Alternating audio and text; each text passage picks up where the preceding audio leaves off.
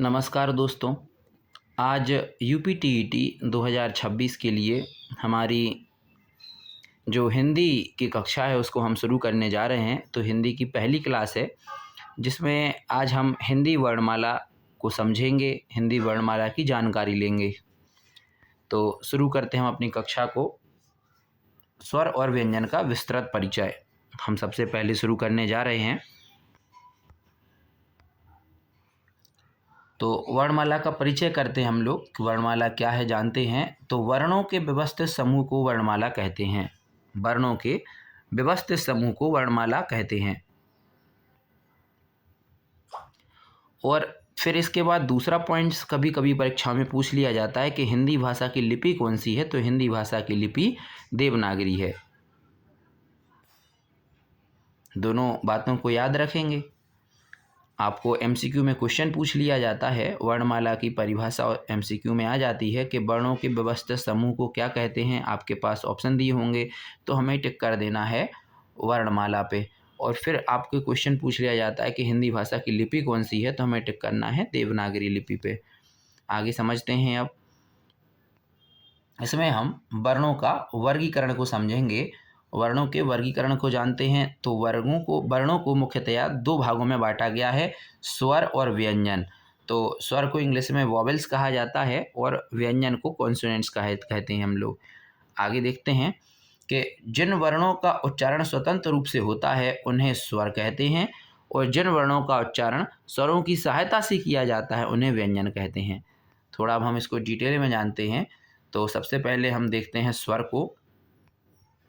तो जिन वर्णों का उच्चारण स्वतंत्र रूप से होता है, मतलब कहने का परिचय ये है, कहने से तात्पर्य हमारा ये है कि जिनको स्वतंत्र रूप से बोला जाता है, जिनको बोलने के लिए, जिन वर्णों को बोलने के लिए हमें किसी अन्य वर्ण की सहायता नहीं लेनी पड़ती है, वो ही क्या कहलाते हैं, स्वर कहलाते हैं। ठीक है। स्वतंत्र इसको इसलिए कहा गया है क्योंकि ये जो इसके वर्ण होते हैं, स्वर जो होते हैं, उनको बोलने के लिए किसी दूसरे वर्ण की सहायता नहीं लेनी पड़ती है और इनकी संख्या 11 होती है। अब जैसे आपने देखा है कि आ और बड़ा आ और छोटी ई और बड़ी ई। देखिए, ध्यान से देखिए। उदाहरण के लिए हमने यहाँ पे 4 वर्ण लिए हैं। हमने कहा है आ, ई, ई। इनको बोलने के लिए किसी भी दूसरे वर्ण की सहायता हमें नहीं लेनी पड़ रही है। लेकिन वही हम देखते हैं व्यंजन में।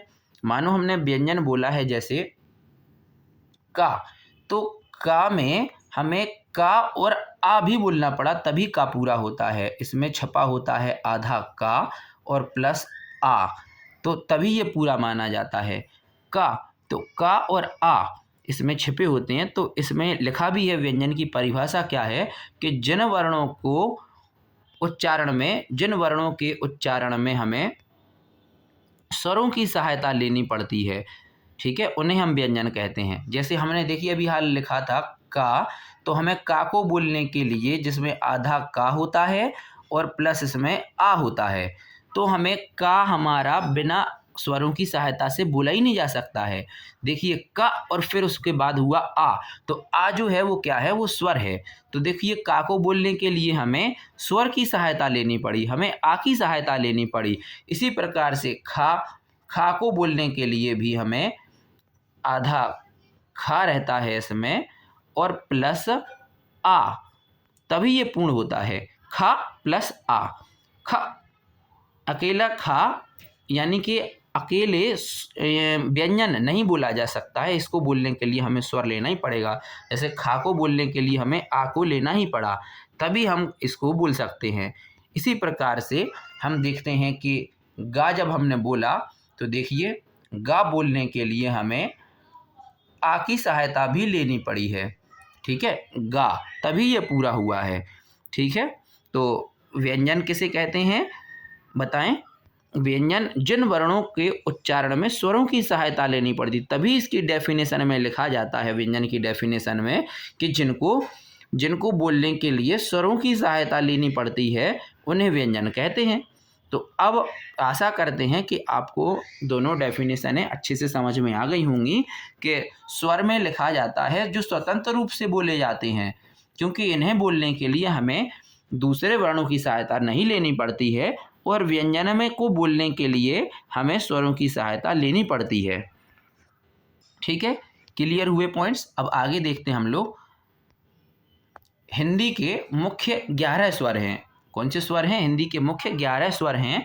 तो देखिए, आ, बड़ा आ, छोटी ई, बड़ी ई, छोटा ऊ, बड़ा ऊ, ऋषि, और ए, आई, ओ, औ। यही जो हैं गिनती कर लीजिए आप, 11 ये मुख्य स्वर हैं। ठीक है, जो कि हमने यहाँ वर्णमाला में भी दिखाए हुए हैं। ये देखिए, यहाँ से लेकर के और ये जो आ गए हमारे यहाँ तक के अक्षर, छोटा बड़ा, छोटी बड़ी, छोटाऊ बड़ाऊ, ऋषि, ए, आई, ओ, औ, ये हमारे जो हैं स्वर हो जाते हैं। अंग और आहा को अयोगवाह कहा जाता है। क्या कहा जाता है? अयोगवाह कहा जाता है। ये चांदबिंदी है और ये ओ अक्षर है जिसे आगत ध्वनि कहलाता है, जो अंग्रेजी से लिया गया है। ठीक है, तो हमें याद रखना है कि हमारे जो मुख्य स्वर हैं वो 11 हैं और वो हमारे ये यहाँ तक आते हैं, औ तक। ठीक है, छोटा आ से लेके औ तक आते हैं। याद रखना है हमें ये बात को। अंग और आहा अयोगवाह हैं और इसमें ये चांदबिंदी हो गई है। ठीक है, और ये ओ जो है ये आगत ध्वनि है जो अंग्रेजी भाषा से ली गई है। इसके बाद ये फर हमारे यहाँ पे नीचे जो हैं वो व्यंजन दे दिए गए हैं। ठीक है, ये सब हमारे व्यंजन हैं। चलिए आगे पढ़ते हैं हम लोग। अब आगे तो देखें, अब यहाँ पे स्वरों का वर्गीकरण किया गया है। स्वरों के भेद हमें बताए गए हैं। ह्रस्व स्वर, दीर्घ स्वर और प्लुस स्वर होता है। ठीक है, ह्रस्व स्वर, दीर्घ स्वर और प्लुस स्वर होता है। अयोगवाह हम अभी समझा देते हैं आपको यहाँ पे, क्योंकि स्वरों का भेद बताया गया है। चलिए देखते हैं हम लोग। हम देखते हैं यहाँ पे ह्रस्व स्वर। तो इसके लिए हमें सीधी सी याद रखनी है, आपको बहुत आसान सी डेफिनेशन हम बता देते हैं कि जिनके उच्चारण से कम समय लगता है, जिनके उच्चारण में कम समय लगता है वो ह्रस्व स्वर हो जाते हैं। छोटा आ, छोटी ई, छोटा ऊ और ऋ, यानी जिनको बोलने के लिए बहुत ही कम समय लगता है, बहुत ही कम समय लगता है। छोटा आ, छोटी ई, छोटा ऊ और ऋषि। इसके बाद दीर्घ स्वर की डेफिनेशन क्या कहती है? दीर्घ स्वर की परिभाषा कहती है कि जिनके उच्चारण में ह्रस्व से 2 गुना समय लगता है। याद रखना है कि इसको बोलने के लिए 1 गुना समय, मतलब थोड़ा सा ही समय लगता है। दीर्घ स्वर को बोलने के लिए 2 गुना समय लगता है और जो हमारे प्लुत स्वर होते हैं उनको बोलने के लिए 3 गुना समय लगता है। ठीक है, याद रखेंगे इस बात को कि जिनके उच्चारण में 2 गुना समय लगता है, ठीक है, वो हमारे दीर्घ स्वर होते हैं। बड़ा आ, बड़ी ई, बड़ा ऊ, ए, आई, ओ और औ। ठीक है, आगे देखते हैं अब। इसके बाद हम जानते हैं अयोगवाह। अयोगवाह ये ना स्वर हैं ना व्यंजन हैं, जो ये अयोगवाह कहलाते हैं। ठीक है, जैसे कि आपका हो गया अंग और आहा। ठीक है, चलो एक बात और जो यहाँ पे मैंने आपको बताई है, यहाँ पे ह्रस्व स्वर दिया है, दीर्घ स्वर दिया है, एक और होता है प्लुत स्वर, जिसके बारे में स्लाइड में नहीं दिया गया, लेकिन मैं आपको समझा देता हूँ। प्लुत स्वर जो होते हैं जिनको बोलने के लिए कितना 3 गुना समय लगता है। कितना समय लगता है? 3 गुना समय लगता है। ठीक है, तो 3 गुना समय लगता है। जैसे कि आपने पुकारा राम, तो इसमें जब राम को हम बहुत देर तक बोले, हमने कहा, जैसे आपने देखा होगा रामायण महाभारत में जो है दिखाया गया है, जैसे बोला पुकारा गया राम, तो इसमें जो अक्षर दीर्घ बहुत ज़्यादा दीर्घ हो जाता है। ठीक है, तो वहाँ पे इसका प्रयोग किया जाता है। वैसे आपने देखा होगा ओम, ओम को बोलने के लिए भी ये अक्षर जो है देर तक बोलना पड़ता है। ठीक है, तो ये प्लुत स्वर में आ जाता है। काय में आ जाता है? प्लुत स्वर में आ जाता है। प्लुत स्वर का सिंबल समझ लेते हैं। प्लुत स्वर का सिंबल कुछ इस प्रकार से होता है। ठीक है, ऐसे 3 के जैसे अक्षर बनता है, एस के जैसा अक्षर बनता है, ये प्लुत स्वर का सिंबल होता है। आगे समझ लेते हैं अब हम लोग।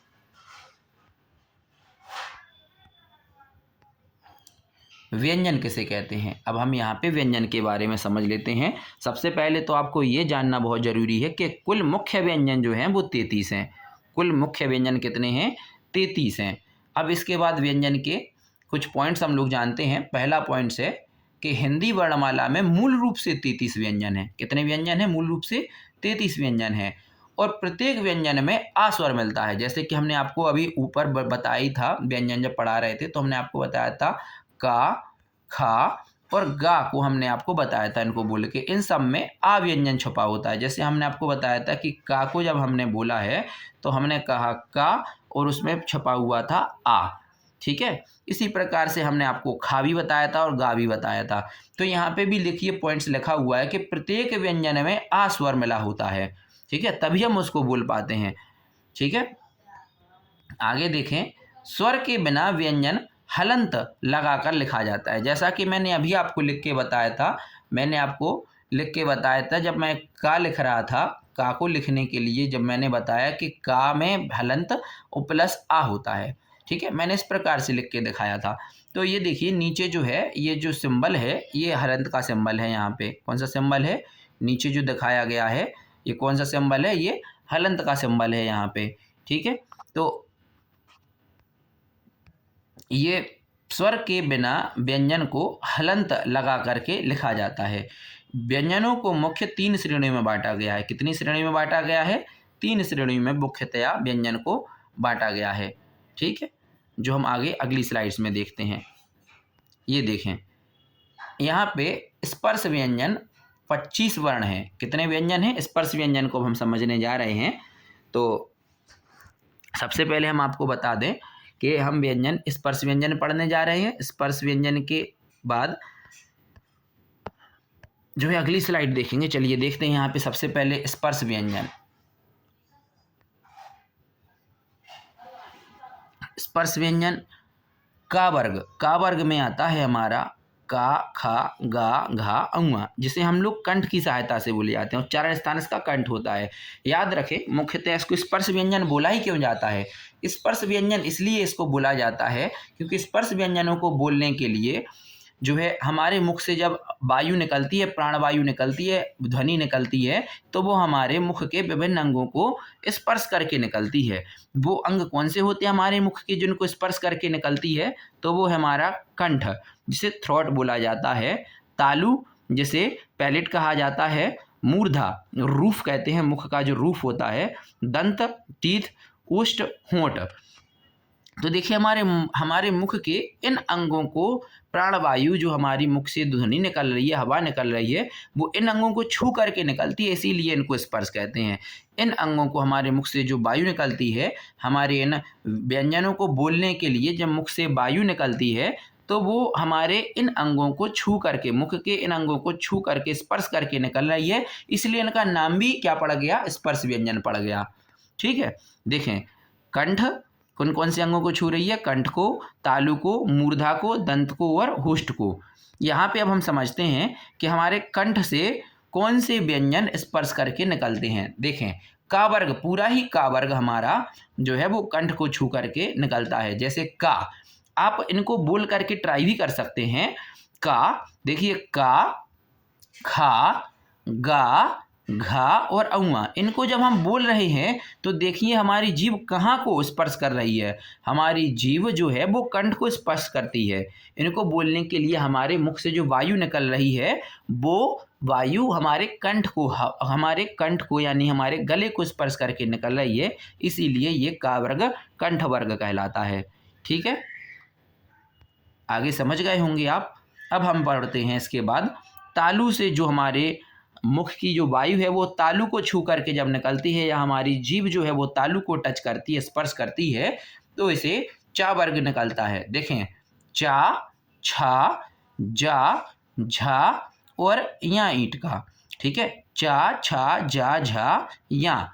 इनको जब हमने बोला तो हमारी जीभ या हमारे मुख से हमारे गले से निकली हुई जो वायु है वो तालु को छू करके निकली,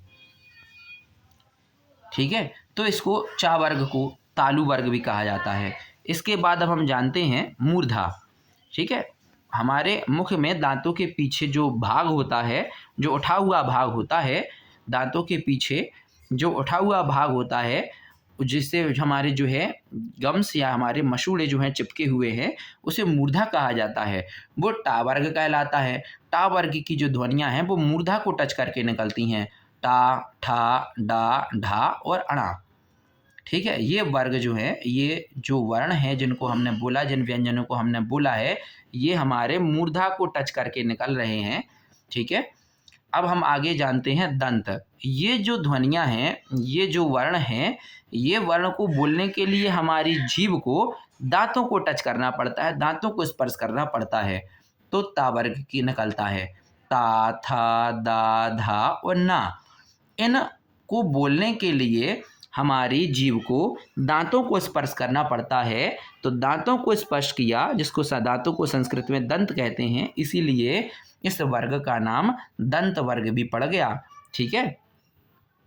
ठीक है, आगे समझ लेते हैं। अब हम लोग आगे हम जानते हैं ओष्ठ वर्ण के बारे में। जो ध्वनियाँ जो हैं ये पा वर्ग की हमारे होंठों को टच करके निकलती हैं, पा वर्ग कहते हैं इसे। पा, फा, बा, भा और मा। आप इसको बोल करके भी देख सकते हैं। जब आप इन ध्वनियों को बोलेंगे, इन व्यंजनों को बोलेंगे, इन वर्णों को बोलेंगे, तो ये हमारे होंठों को छू करके निकलेंगे। ये हमारी जो वायु है, मुख की वायु, वो हमारे होंठों को छू करके निकलेगी। ठीक है। तो आशा करते हैं कि ये स्लाइड भी आप समझ गए होंगे। आगे बढ़ते हैं अब जैसा कि हमने आपको पीछे बताया था इस पिछली वाली स्लाइड्स में कि जो व्यंजन हैं उनको मुख्यतया 3 श्रेणी में बांटा गया है। तो पहली श्रेणी स्पर्श व्यंजन आप जान चुके हैं। अगली जो है वो 2 श्रेणियां और हैं, एक है अंतस्थ व्यंजन और दूसरा है ऊष्म व्यंजन। ठीक है। यानी पहली कौन सी श्रेणी हो गई? पहली हो गई है हमारी स्पर्श व्यंजन, और दूसरी हो गई है अंतस्थ व्यंजन, और तीसरी हो गई है ऊष्म व्यंजन।